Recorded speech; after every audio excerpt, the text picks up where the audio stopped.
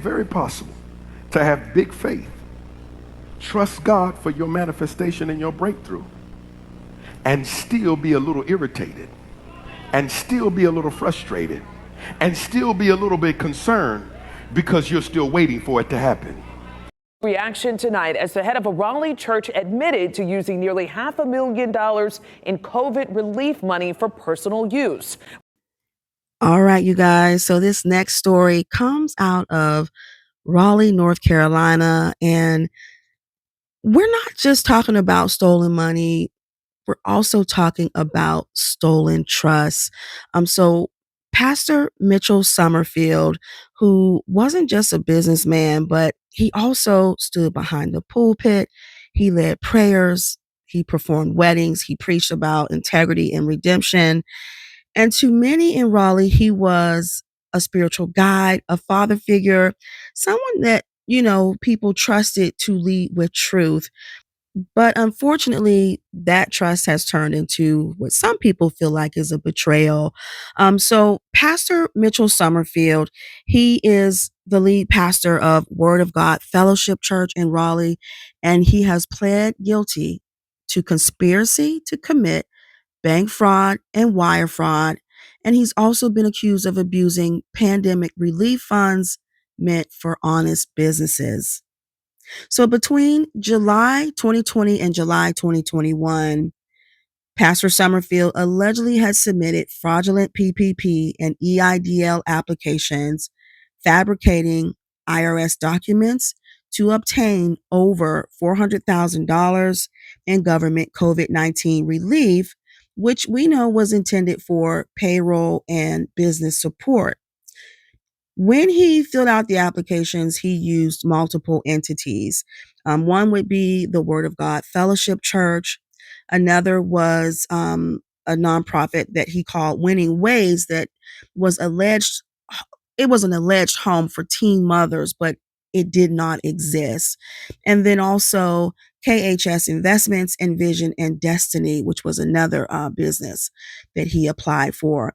So instead of helping those hit by the pandemic, the funds were redirected to personal expenses like shopping, travel, and also designer items.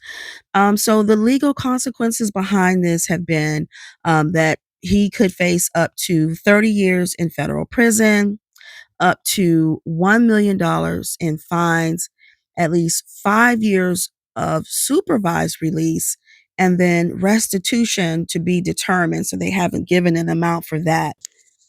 Now, looking at some comments online from some people in that area, a lot of people said they were heartbroken.